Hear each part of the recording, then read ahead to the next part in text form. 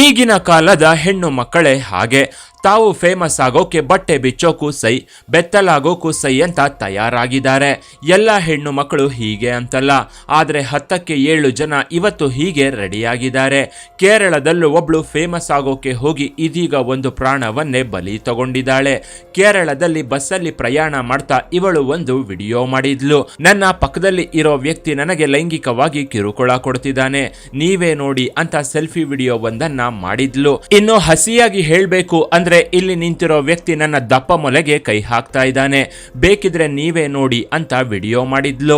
ವಾಸ್ತವವಾಗಿ ಇವಳು ವಿಡಿಯೋ ಮಾಡ್ತಿರೋ ವಿಚಾರ ಈತನಿಗೆ ಗೊತ್ತಿರಲಿಲ್ಲ.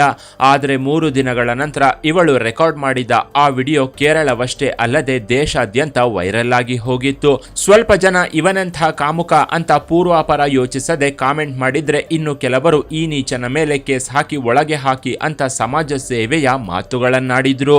ಆದ್ರೆ ನೋಡಿದ್ದು ಕೇಳಿದ್ದು ನಿಜ ಅನಿಸಿದ್ರು ನಿಧಾನಿಸಿ ಯೋಚಿಸಿದಾಗ್ಲೇ ನಿಜ ಏನು ಅಂತ ಗೊತ್ತಾಗಿತ್ತು. ತನ್ನ ಸ್ನೇಹಿತರು ಕುಟುಂಬ ಸದಸ್ಯರು ತನ್ನನ್ನ ತಪ್ಪಾಗಿ ಅರ್ಥ ಮಾಡ್ಕೊಂಡ್ರು ಅಂತ ನೊಂದಿದ್ದ ಈ ಅಮಾಯಕ ಇವಳು ಮಾಡಿದ ವಿಡಿಯೋದಿಂದ ತಲೆ ತಗ್ಗಿಸುವಂತಾಗಿದ್ದ.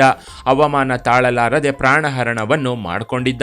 ಅಷ್ಟಕ್ಕೂ ಈತನ ಹೆಸರು ದೀಪಕ್ ಅಂತ, ಕೇರಳದ ಕೋಝಿಕೋಡ್ನ ಗೋವಿಂದಪುರಂ ನಿವಾಸಿ. ಇವಳ ಹೆಸರು ಶಿಂಜಿತಾ ಮುಸ್ತಾಫಾ ಅಂತ. ಇವಳಿಗಿರೋ ಸೋಷಿಯಲ್ ಮೀಡಿಯಾ ತೆವಲಿಗೆ ಬಟ್ಟೆ ಬಿಚ್ಕೊಂಡು ಕುಣಿದಿದ್ರೆ ಫೇಮಸ್ ಆಗ್ತಿದ್ಲೋ ಏನೋ.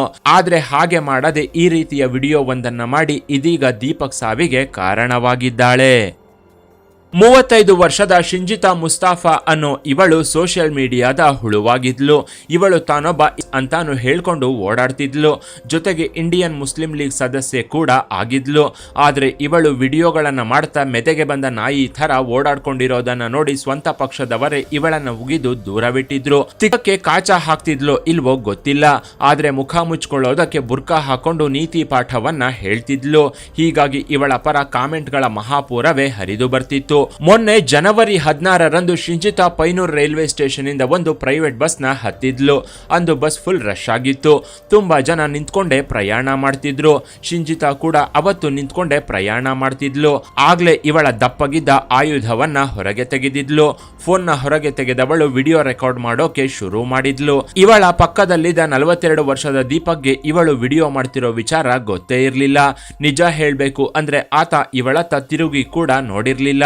ಆದ್ರೆ ಇವಳು ಮಾತ್ರ ದೀಪಕ್ ನ ಟಾರ್ಗೆಟ್ ಮಾಡಿ ಬೇಕು ಅಂತಾನೆ ಅವನ ಪಕ್ಕದಲ್ಲಿ ಹೋಗಿ ನಿಂತ್ಕೊಂಡಿದ್ಲು. ಬಸ್ಸಲ್ಲಿ ಏನ್ ನಡೆಯುತ್ತಿದೆ ಅಂತ ಪ್ರಪಂಚಕ್ಕೆ ತಿಳಿಸ್ಬೇಕು, ವ್ಯೂಸ್ ಚೆನ್ನಾಗಿ ಬರುತ್ತೆ, ಜೊತೆಗೆ ಲೈಕ್ಸ್ ಕಾಮೆಂಟ್ಸ್ ಫಾಲೋವರ್ಸ್ ಹೆಚ್ಚಾಗ್ತಾರೆ ಅಂತ ದೀಪಕ್ ನ ಟಾರ್ಗೆಟ್ ಮಾಡಿದ್ಲು. ಶಿಂಜಿತಾ ವಿಡಿಯೋ ಮಾಡ್ತಿದ್ದ ಟೈಮಲ್ಲಿ ದೀಪಕ್ ಕೈ ಇವಳ ದಪ್ಪ ಮೊಲೆಗೆ ತಗುಲಿತ್ತಷ್ಟೇ. ಆದ್ರೆ ಇದು ದೀಪಕ್ಗೆ ಗೊತ್ತಿರ್ಲಿಲ್ಲ. ಬಳಿಕ ಇವಳೆ ದೀಪಕ್ ಪಕ್ಕಕ್ಕೆ ಹೋಗಿ ನಿಂತು ವಿಡಿಯೋ ತೆಗೆದಿದ್ಲು. ಆಗ ಬಸ್ಕುಲು ಕಾಟದಲ್ಲಿ ಇವಳೆ ದೀಪಕ್ಗೆ ಬೇಕು ಅಂತಾನೆ ತನ್ನ ಮೊಲೆಯನ್ನ ತಾಗಿಸಿದ್ಲು. ಒಂದು ವೇಳೆ ದೀಪಕ್ ಲೈಂಗಿಕವಾಗಿ ಕಾಟ ಕೊಡ್ತಾ ಇದ್ದಾನೆ ಅಂದಿದ್ರೆ ಇವಳು ಸ್ವಲ್ಪ ದೂರ ಸರಿಬೇಕಿತ್ತು, ಅಥವಾ ಇವನಿಗೆ ವಾರ್ನಿಂಗ್ ಕೊಡಬಹುದಿತ್ತು. ಆದ್ರೆ ಅದ್ಯಾವುದನ್ನು ಮಾಡದೆ ವಿಡಿಯೋ ಮಾಡಿದ್ಲು. ಹಾಳಾಗಿ ಹೋಗ್ಲಿ ಅಂತ ಅದನ್ನ ತಗೊಂಡು ಹೋಗಿ ಪೊಲೀಸ್ ಸ್ಟೇಷನ್ಗಾದ್ರೂ ಕೊಡಬಹುದಿತ್ತು. ಆದ್ರೆ ಅದ್ಯಾವುದನ್ನು ಮಾಡದೆ ಏಕಾಏಕಿ ಇನ್ಸ್ಟಾಗ್ರಾಮ್ ನಲ್ಲಿ ಆ ವಿಡಿಯೋನ 3 ದಿನಗಳ ನಂತರ ಪೋಸ್ಟ್ ಮಾಡಿದ್ಲು. ಇಲ್ಲಿಂದ ಶಿಂಜಿತಾ ವೈರಲ್ ಆಗಿ ಹೋಗಿದ್ಲು. ಈ ವಿಡಿಯೋ ಮೇಲೆ ನಾನಾ ರೀತಿಯ ಚರ್ಚೆಗಳು ಶುರುವಾಗಿದ್ವು. ಈ ವಿಡಿಯೋ ನೋಡಿದ ಕೆಲವು ಬುದ್ಧಿವಂತರು ಇದನ್ನ ತಾರ್ಕಿಕವಾಗಿ ಪರಿಶೀಲಿಸಿ ಇವಳಿಗೆ ತಿರುಗೇಟು ಕೊಟ್ಟಿದ್ರು. ಇದರಲ್ಲಿ ನಿನಗೆ ಆತ ಕಿರುಕುಳ ಎಲ್ಲಿ ಕೊಟ್ಟಿದ್ದಾನೆ? ಆತ ನಿನ್ನ ನೋಡ್ಲೇ ಇಲ್ಲ, ಕನಿಷ್ಠ ಒಂದು ಸ್ಟೆಪ್ ಕೂಡ ಹಿಂದೆ ಬಂದಿಲ್ಲ, ನೀನೇ ಅವನ ಹತ್ರ ಹೋಗಿ ಮೊಲೆಯನ್ನ ಅವನ ಕೈಗೆ ಉಜ್ಜಿದ್ದೀಯಾ ಅಂತೆಲ್ಲ ಕಾಮೆಂಟ್ ಮಾಡಿದ್ರು. ಆದ್ರೆ ಇವಳ ಪಾರ್ಟಿಗೆ ಸೇರಿದ ಮುಸ್ಲಿಂ ಲೀಗ್ಗಳು ಇದರಲ್ಲಿ ಇವಳದ್ದೇನು ತಪ್ಪಿಲ್ಲ. ಮೊಲೆಗಳು ದಪ್ಪ ಇದ್ರೆ ಅದು ಇವಳ ತಪ್ಪಲ್ಲ. ಅವನನ್ನ ಕೂಡ್ಲೆ ಅರೆಸ್ಟ್ ಮಾಡಿ ಜೈಲಿಗೆ ಹಾಕ್ಬೇಕು. ಅವನೊಬ್ಬ ರಾಕ್ಷಸ, ಕಾಮುಕ ಅನ್ನೋ ರೇಂಜ್ಗೆ ಕಾಮೆಂಟ್ ಮಾಡಿದ್ರು. ಆ ವಿಡಿಯೋ ದೀಪಕ್ಗೂ ಬಂದಿತ್ತು. ಇದನ್ನ ನೋಡ್ತಿದ್ದಂತೆ ದೀಪಕ್ ಮಾನಸಿಕವಾಗಿ ಕುಗ್ಗಿ ಹೋಗಿದ್ದ. ಮನೆಯಲ್ಲಿ ಇವನೊಬ್ನೇ ಕೆಲಸ ಮಾಡಿ ಕುಟುಂಬವನ್ನ ಸಾಕ್ಬೇಕಿತ್ತು. ಇವನ ಕುಟುಂಬ ಪೂರ್ತಿ ಇವನ ದುಡಿಮೆಯ ಮೇಲೆಯೇ ಆಧಾರವಾಗಿತ್ತು. ಆದ್ರೆ ಶಿಂಜಿತಾ ಮಾಡಿದ ವಿಡಿಯೋದಿಂದ ದೀಪಕ್ ಕೆಲಸಕ್ಕೂ ಹೋಗೋಕೆ ಆಗದೆ, ಹೊರಗಿನವರಿಗೂ ಮುಖ ತೋರಿಸೋಕೆ ಆಗದೆ ಮಾನಸಿಕ ವೇದನೆಗೆ ಗುರಿಯಾಗಿದ್ದ. ಸೂಕ್ಷ್ಮ ಮನಸ್ಸಿನ ದೀಪಕ್ ಇವಳು ಮಾಡಿದ ಕೆಲಸಕ್ಕೆ ಪ್ರಾಣಹರಣದ ದಾರಿಯನ್ನ ಹಿಡಿದಿದ್ದ. ದೀಪಕ್ ಕುಟುಂಬಸ್ಥರು ರೂಮಲ್ಲಿ ನಿದ್ರೆ ಮಾಡ್ತಿದ್ದಾನೆ ಅಂತಾನೆ ಭಾವಿಸಿದ್ರು. ಆದ್ರೆ ಬಾಗಿಲು ಬಡಿದು ಇವನನ್ನ ಎಬ್ಬಿಸೋಕೆ ಪ್ರಯತ್ನಿಸಿದ್ರು. ದೀಪಕ್ ರೂಮಿನ ಬಾಗಿಲು ತೆಗೆದಿರಲಿಲ್ಲ.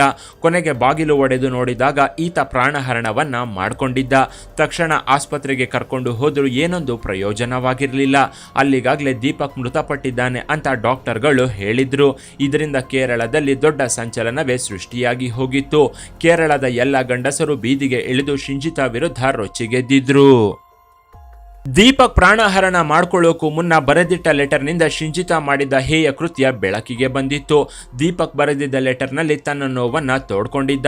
ಆ ಲೆಟರ್ನಲ್ಲಿ ನಾನು ಯಾವುದೇ ತಪ್ಪು ಮಾಡಿಲ್ಲ, ಅವಳನ್ನು ನಾನು ಗಮನಿಸಲೇ ಇಲ್ಲ, ನಾನು ಪ್ರತಿದಿನ ಬಸ್ಸಲ್ಲಿ ಹೋಗ್ತೇನೆ, ನನಗೆ ಹೆಣ್ಣು ಮಕ್ಕಳಂದ್ರೆ ಗೌರವವಿದೆ, ನಾನು ತಪ್ಪು ಮಾಡೋ ವ್ಯಕ್ತಿಯಲ್ಲ, ಯಾರಾದ್ರೂ ತಪ್ಪು ಮಾಡಿದ್ರು ಅವರಿಗೆ ಬೈದು ಬುದ್ಧಿ ಹೇಳ್ತೀನಿ, ಆದ್ರೆ ಅನ್ಯಾಯವಾಗಿ ವಿಡಿಯೋ ಮಾಡಿ ಎಲ್ಲರೂ ನನ್ನನ್ನು ತಪ್ಪು ತಿಳಿಯುವಂತೆ ಮಾಡಿದಾಳೆ.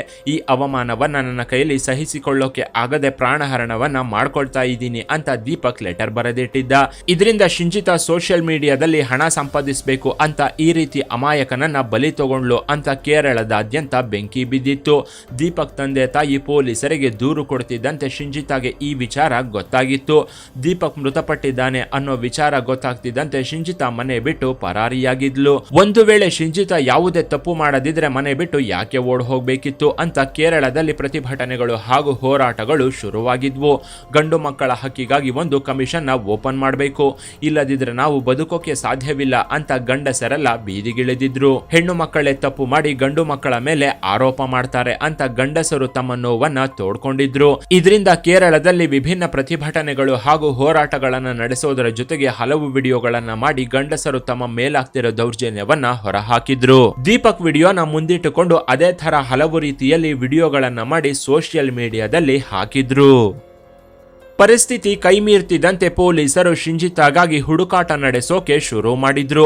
ಮೊದಲೇ ಇವರಿಗೆ ವಿದೇಶಕ್ಕೆ ಹೋಗೋ ತೆವಲು ಹೆಚ್ಚಾಗಿರೋದ್ರಿಂದ ದುಬೈಗೋ ಅಥವಾ ಕತಾರ್ಗೋ ಓಡಿ ಹೋಗಬಹುದು ಅಂತ ಪೊಲೀಸರು ಊಹಿಸಿದ್ರು. ಹೀಗಾಗಿ ಶಿಂಜಿತಾ ಮೇಲೆ ಪೊಲೀಸರು ಲುಕ್ಔಟ್ ನೋಟಿಸ್ ನ ಜಾರಿಗೊಳಿಸಿ ಏರ್ಪೋರ್ಟ್ ಹಾಗೂ ಬಾರ್ಡರ್ಗಳಲ್ಲಿ ಸೆಕ್ಯೂರಿಟಿಯನ್ನ ಹೆಚ್ಚು ಮಾಡಿದ್ರು. ಆದ್ರೆ ಇವಳು ಸಂಬಂಧಿಕರ ಮನೆಯಲ್ಲಿ ಇರೋದನ್ನ ಪತ್ತೆ ಹಚ್ಚಿದ್ದ ಪೊಲೀಸರು ಇವಳನ್ನ ಅರೆಸ್ಟ್ ಮಾಡಿದ್ರು. ಶಿಂಜಿತಾ ಇಂಡಿಯನ್ ಮುಸ್ಲಿಂ ಲೀಗ್ ಪಾರ್ಟಿ ಸದಸ್ಯೆಯಾಗಿದ್ಲು. ಆ ಪಾರ್ಟಿ ಬಗ್ಗೆ ಮಾತನಾಡ್ತಾ ತಾನೊಬ್ಬ ಸೋಷಿಯಲ್ ಮೀಡಿಯಾ ಇನ್ಫ್ಲೂಯೆನ್ಸರ್ ಅಂತ ಹೇಳ್ಕೊಂಡು ಓಡಾಡ್ತಿದ್ಲು. ಹಿಂದೆ ಇವಳು ಗ್ರಾಮ ಪಂಚಾಯಿತಿಯೊಂದರ ವಾರ್ಡ್ ಮೆಂಬರ್ ಕೂಡ ಆಗಿದ್ಲಂತೆ. ಇನ್ನು ಇವಳು ಮಾಡಿರೋ ವಿಡಿಯೋ ಉದ್ದೇಶಪೂರ್ವಕವಾಗಿರೋದು ಅಂತ ಗೊತ್ತಾಗಿ ಇವಳಿಗೆ ಬೇಲ್ ನೀಡದಂತೆ ಕೋರ್ಟ್ ಮುಂದೆ ಹಲವರು ಜಮಾಯಿಸಿದ್ರು. ಶಿಂಜಿತಾ ಮಾಡಿದ ವಿಡಿಯೋ ದೀಪಕ್ ಸಾವಿಗೆ ಕಾರಣವಾಗಿತ್ತು. ತಪ್ಪಾಗಿ ಲೈಂಗಿಕ ದೌರ್ಜನ್ಯ ಎಸಗಿದ್ದಾನೆ ಅನ್ನೋ ಸುಳ್ಳು ಹೇಳಿದಾಳೆ ಅಂತ ಕೋರ್ಟ್ ಮುಂದೆ ಇದ್ದ ಜನ ಪ್ರತಿಭಟನೆಗೆ ಇಳಿದಿದ್ರು. ಇವಳು ಹೊರಗೆ ಬಂದ್ರೆ ಮತ್ತಷ್ಟು ವಿಡಿಯೋ ಮಾಡಿ ಮಗದಷ್ಟು ಜನರ ಸಾವಿಗೆ ಕಾರಣವಾಗ್ತಾಳೆ ಅಂತ ಇವಳಿಗೆ ಯಾವುದೇ ಕಾರಣಕ್ಕೂ ಬೇಲ್ ನೀಡಬಾರದು ಅಂತ ಪಟ್ಟು ಹಿಡಿದಿದ್ರು. ಶಿಂಜಿತಾ ಮಾಡಿರೋ ವಿಡಿಯೋ ಉದ್ದೇಶಪೂರ್ವಕವಾಗಿದ್ದು ಇವಳಿಗೆ ಯಾವುದೇ ಕಾರಣಕ್ಕೂ ಬೇಲ್ ಕೊಡಬಾರದು ಅಂತ ಪೊಲೀಸರು ಸಹ ಕೋರ್ಟ್ ಮುಂದೆ ಮನವಿ ಮಾಡಿದ್ರು. ಇವಳನ್ನ ಇನ್ನಷ್ಟು ವಿಚಾರಣೆ ಮಾಡಬೇಕು, ಅಲ್ಲದೆ ಇವಳು ತಪ್ಪಾಗಿ ವಿಡಿಯೋ ಮಾಡಿದಾಳೆ, ಇವಳ ಉದ್ದೇಶ ಬೇರೆ ಏನೋ ಇರಬಹುದು, ಅಲ್ಲದೆ ಸಾರ್ವಜನಿಕ ಸ್ಥಳದಲ್ಲಿ ನೈತಿಕತೆ ಇಲ್ಲದೆ ವರ್ತಿಸಿದಾಳೆ ಅಂತ ಪೊಲೀಸರು ಕೋರ್ಟ್ಗೆ ರಿಪೋರ್ಟ್ ನ ಸಲ್ಲಿಸಿದ್ರು. ಒಂದು ವೇಳೆ ಇವಳಿಗೆ ಬೇಲ್ ಕೊಟ್ರೆ ಸಮಾಜಕ್ಕೆ ತಪ್ಪು ಸಂದೇಶ ಕೊಟ್ಟಂತಾಗುತ್ತೆ. ಇದನ್ನೇ ನಿದರ್ಶನವಾಗಿ ಇಟ್ಕೊಂಡು ಇನ್ನಷ್ಟು ಜನ ಹೀಗೆ ವಿಡಿಯೋಗಳನ್ನ ಮಾಡ್ತಾರೆ. ಅಲ್ಲದೆ ಇವಳು ಹೊರಗೆ ಬಂದ್ರೆ ಸಾಕ್ಷಿಗಳನ್ನ ನಾಶ ಮಾಡೋಕು ಅವಕಾಶ ಮಾಡಿಕೊಟ್ಟಂತೆ ಆಗುತ್ತೆ ಅಂತ ಪೊಲೀಸರು ಕೋರ್ಟ್ ಮುಂದೆ ಹೇಳಿದ್ರು. ಅಲ್ಲದೆ ಇವಳು ಹೊರಗೆ ಬಂದ್ರೆ ಸಾಕ್ಷಿಗಳನ್ನ ನಾಶ ಮಾಡೋಕೆ ಅವಕಾಶ ಮಾಡಿಕೊಟ್ಟಂತೆ ಆಗುತ್ತೆ ಅಂತ ಪೊಲೀಸರು ಕೋರ್ಟ್ ಮುಂದೆ ಹೇಳಿದ್ರು. ಇದರಿಂದ ಕೋರ್ಟ್ ಶಿಂಜಿತಾಗೆ 14 ದಿನಗಳ ನ್ಯಾಯಾಂಗ ಬಂಧನವನ್ನ ವಿಧಿಸಿ ಜೈಲಿಗೆ ಕಳಿಸಿತ್ತು. ಅಂದು ಶಿಂಜಿತಾ ಪ್ರತಿಭಟನಾಕಾರರ ಕೈಗೆ ಸಿಕ್ಕಿದಿದ್ರೆ ಇವಳನ್ನ ಕೈಮಾ ಉಂಡೆ ಮಾಡಿ ಬಿಡ್ತಿದ್ರು. ಆದ್ರೆ ಇವಳ ಅದೃಷ್ಟ ಚೆನ್ನಾಗಿದ್ದು ಪೊಲೀಸರು ಅದನ್ನ ತಪ್ಪಿಸಿದ್ರು. ಇನ್ನು ಪೊಲೀಸರ ತನಿಖೆ ವೇಳೆ ಸ್ಫೋಟಕ ವಿಷಯಗಳೇ ಬಯಲಾಗಿದ್ವು. ಶಿಂಜಿತಾ ಸತತ 7 ಸಲ ವಿಡಿಯೋನ ರೆಕಾರ್ಡ್ ಮಾಡಿದ್ಲಂತೆ. ಆದ್ರೆ ಅದರಲ್ಲಿ ಇವಳ ಮೊಲೆ ದೀಪಕ್ ಕೈಗೆ ತಾಕಿರ್ಲಿಲ್ಲ ಅಂತ ಸತತ 7 ಟೇಕ್ಗಳನ್ನ ತಗೊಂಡು ಕೊನೆಗೆ ಚೆನ್ನಾಗಿ ಬಂದ ವಿಡಿಯೋನ ಸೋಷಿಯಲ್ ಮೀಡಿಯಾದಲ್ಲಿ ಹಾಕಿದ್ಲು. ದೀಪಕ್ ಸಾವನ್ನಪ್ತಿದ್ದಂತೆ ಮತ್ತೆ ಸೋಷಿಯಲ್ ಮೀಡಿಯಾ ಮುಂದೆ ಬಂದು ನನ್ನದೇನು ತಪ್ಪಿಲ್ಲ, ಅವನೇ ಬೇಕು ಅಂತ ನನಗೆ ಕೈ ತಾಕಿಸಿದ್ದು ಅಂತ ಬೇರೆ ಸಮಜಾಯಿಷಿ ಕೊಡೋಕೆ ಮುಂದಾಗಿದ್ಲು. ಆದ್ರೆ ಪೊಲೀಸರು ಲುಕ್ಔಟ್ ನೋಟಿಸ್ ನ ಇಶ್ಯೂ ಮಾಡ್ತಿದ್ದಂತೆ ಶಿಂಜಿತಾ ಪರಾರಿಯಾಗಿದ್ಲು. ಪರಾರಿಯಾಗಿದ್ಲು. ಫೇಸ್ಬುಕ್, ಇನ್ಸ್ಟಾಗ್ರಾಮ್ ಸೇರಿದಂತೆ ಹಲವು ಕಡೆ ಇದ್ದ ವಿಡಿಯೋನ ಡಿಲೀಟ್ ಮಾಡಿದ್ಲು ಅಂತ ಪೊಲೀಸರು ಹೇಳಿದ್ರು. ಶಿಂಜಿತಾ ಫೋನ್ನ ವಶಪಡಿಸಿಕೊಂಡು ಪ್ರಾಥಮಿಕ ವಿಚಾರಣೆ ನಡೆಸಿದಾಗ ಈ ಅಂಶಗಳು ಬಯಲಾಗಿದ್ವು. ಇನ್ನಷ್ಟು ವಿಚಾರಣೆಗೆ ನಮಗೆ ಸಮಯ ಬೇಕು ಅಂತ ಕೋರ್ಟ್ಗೆ ಪೊಲೀಸರು ಮನವಿ ಮಾಡಿದ್ರು. ಅಲ್ಲದೆ ಬಸ್ಸಲ್ಲಿ ಓಡಾಡೋ ಪ್ರಯಾಣಿಕರ ಸ್ಟೇಟ್ಮೆಂಟ್ ಕೂಡ ತಗೋಬೇಕು ಅಂತ ಹೇಳಿದ್ರು. ಆಗ್ಲೇ ದೀಪಕ್ ಕ್ಯಾರೆಕ್ಟರ್ ಸಹ ರಿವೀಲ್ ಆಗಿತ್ತು. ಈತ ನಿಜಕ್ಕೂ ಜೆಂಟಲ್ಮ್ಯಾನ್ ಆಗಿದ್ದ. ಹೆಣ್ಣು ಮಕ್ಕಳ ಹತ್ರ ಹೇಗೆ ವರ್ತಿಸಬೇಕು ಅನ್ನೋದು ಈತನಿಗೆ ಚೆನ್ನಾಗಿ ಗೊತ್ತಿತ್ತು.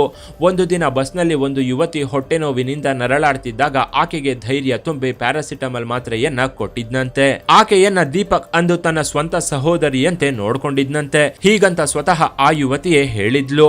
ಆದ್ರೆ ದುರಂತ ಅಂದ್ರೆ ಶಿಂಜಿತಾ ಪಾರ್ಟಿ ಸದಸ್ಯರು ಇವಳಿಗೆ ಸಪೋರ್ಟ್ ಮಾಡ್ತಾ ಇವಳ ಬೆನ್ನಿಗೆ ನಿಂತಿದ್ದಾರೆ. ದೀಪಕ್ ಕ್ಯಾರೆಕ್ಟರ್ ಬಗ್ಗೆ ತಪ್ಪಾಗಿ ಮಾತನಾಡಿದ್ದಾರೆ. ಇದರಿಂದ ಇನ್ನಷ್ಟು ಜನಕ್ಕೆ ಕೋಪ ಬಂದು ಅದು ಬೇರೆ ಹಂತಕ್ಕೆ ತಿರುಗಿದೆ. ಅವರ ವಿರುದ್ಧವೂ ಕ್ರಮಕ್ಕೆ ದೀಪಕ್ ಕುಟುಂಬಸ್ಥರು ಹಾಗೂ ಸ್ನೇಹಿತರು ಮಾತ್ರವಲ್ಲದೆ ಸಾರ್ವಜನಿಕರು ಸಹ ಆಗ್ರಹಿಸಿದ್ದಾರೆ. ಶಿಂಜಿತಾ ಬೇಕು ಅಂತಾನೆ ದೀಪಕ್ಗೆ ಕೈ ತಾಗಿಸಿ ಕಂಟೆಂಟ್ಗಾಗಿ ಅವನ ಹತ್ರನೇ ಹೋಗಿ ನಿಂತ್ಕೊಂಡಿದ್ಲು. ಸಾಲದಕ್ಕೆ ಅದನ್ನ ವಿಡಿಯೋ ಬೇರೆ ಮಾಡಿದ್ಲು. ಬಸ್ ಹೋಗುವಾಗ ಅಲುಗಾಡಿದ್ರಿಂದ ಇವಳೇ ಅವನ ಕೈಗೆ ಇವಳ ದಪ್ಪ ಮೊಲೆಗಳನ್ನ ತಾಕಿಸಿದ್ಲು. ಇವಳಿಗೆ ಅಷ್ಟು ತೀಟೆ ಇದ್ದಿದ್ರೆ ಯಾವನ ಜೊತೆಯಾದ್ರೂ ಮಲಗಿ ಅದನ್ನ ವಿಡಿಯೋ ಮಾಡಿ ಹಾಕಿದ್ದಿದ್ರು ಫೇಮಸ್ ಆಗ್ತಿದ್ಲು. ಆದ್ರೆ ಇವಳ ತೆವಲಿಗೆ ಅಮಾಯಕನೊಬ್ಬನ ವಿಡಿಯೋ ಮಾಡಿ ಇದೀಗ ಅವನ ಬದುಕನ್ನೇ ನಾಶ ಮಾಡಿದ್ದಾಳೆ. ಇನ್ನು ಈ ಹಗಲು ಸುಳ್ಳು ಬಗ್ಗೆ ನಿಮ್ಮ ಅಭಿಪ್ರಾಯವನ್ನ ಕಾಮೆಂಟ್ ಮಾಡಿ. ಕೆಳಗಿನ ಡಿಸ್ಕ್ರಿಪ್ಷನ್ ಬಾಕ್ಸ್ ನಲ್ಲಿ ವಾಟ್ಸ್ಆಪ್ ಚಾನೆಲ್ ನ ಲಿಂಕ್ ಕೊಡಲಾಗಿದ್ದು ಅದನ್ನ ಸಹ ಫಾಲೋ ಮಾಡಿ. ಇನ್ನಷ್ಟು ಇಂಟ್ರೆಸ್ಟಿಂಗ್ ವಿಡಿಯೋಗಳಿಗಾಗಿ ಚಾನೆಲ್ ನ ವಿಸಿಟ್ ಮಾಡಿ.